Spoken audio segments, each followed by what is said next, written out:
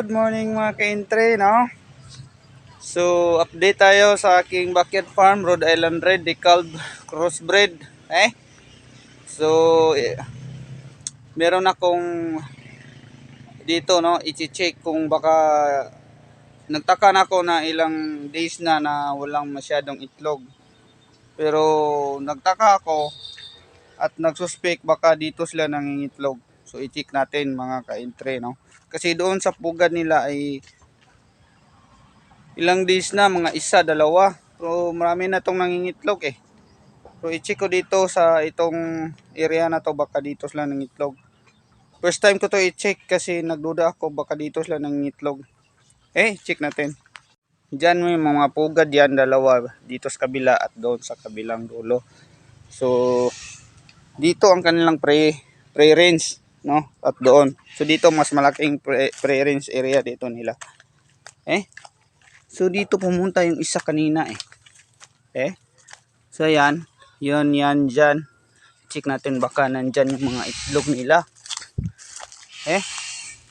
First time natin to i-check. Kasi ito yung ano nila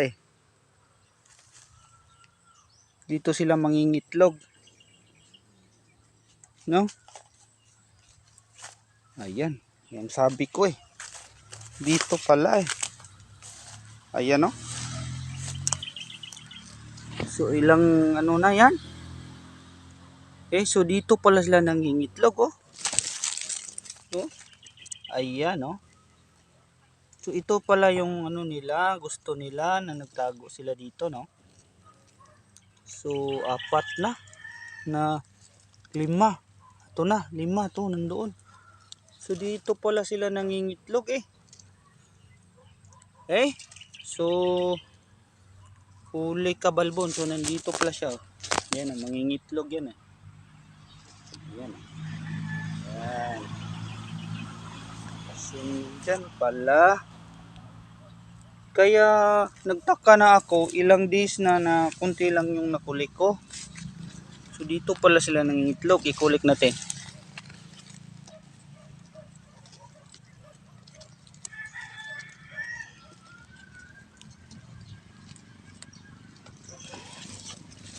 Dito pala sila nangingitlog.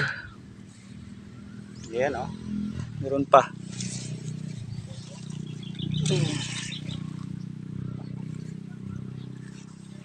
Yan nga dito siya tumatakbo. Ngayon lang meron pa dito Dito.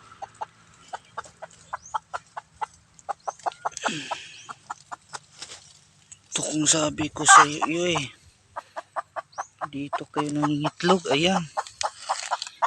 Ito pala yung gusto nila no. Ano sila dito mangingitlog. Ayan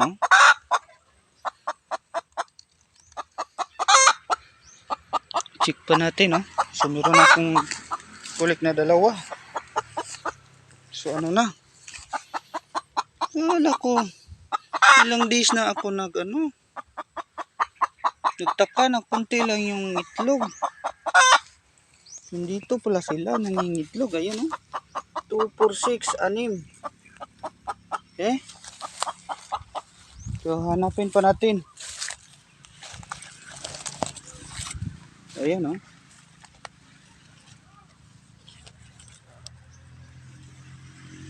mangingitlog na yan siya. Dito sila mangingitlog So lalagyan natin ng to dito.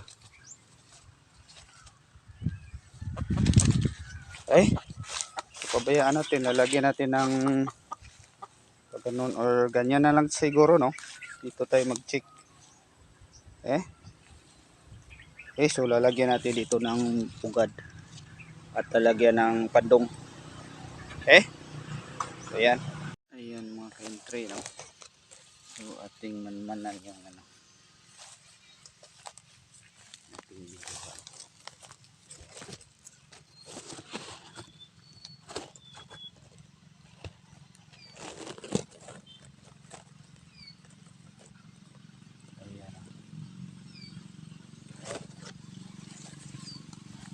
ito pala yung gusto nila, no? Dito sila sa may mga damuhan. Baka dito rin. So palagay ko wala dito. Dito lang yan eh. Ito yung gusto nila, no?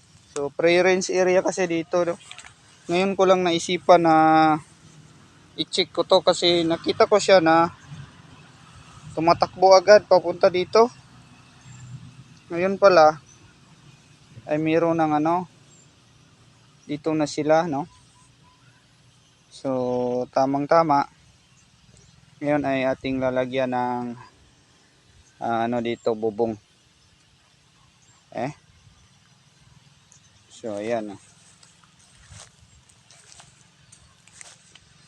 So ito yung pre-range area ko dito. So dito pala sila. Ngayon ko lang to naisipan na i-check. Ayan, no? Dito din siya minsan, no? Kuha ko dito. So dito sila nag-iitlog dito sa may oregano. Ito ay oregano eh.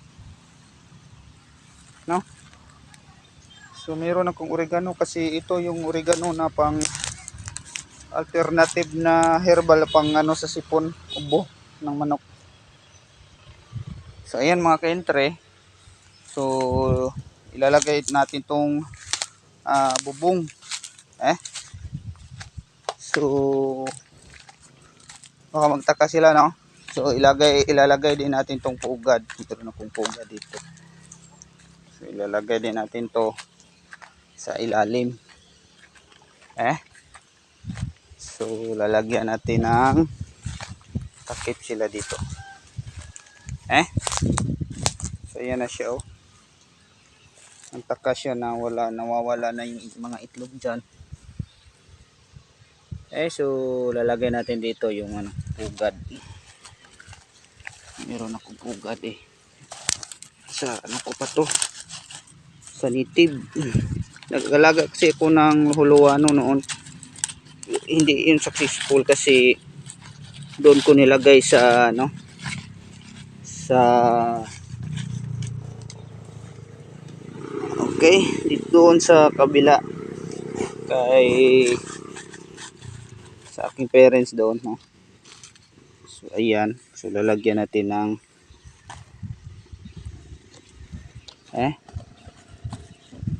hindi din ito ano nila, no? Gusto talaga nila yung ganyan, no? Nature talaga ng manok na ganyan, no? Nandito sila sa gusto nila kung saan sila mangitlog na komportable sila na nagtatago. So isa ding ano natin to, no? Kaalaman ngayon. Okay mga ka-entre, no? Hanggang sa susunod i-update ko kayo, no? So sa bago pa lang dyan, pa-subscribe naman po. At sa palaging nanonood sa aking mga video, salamat sa suporta hanggang ngayon, ha. Hindi nyo ko iiwan. Sa mga new viewers dyan, paano naman po, no? So so salamat hanggang sa susunod. Paalam muna. Bye bye.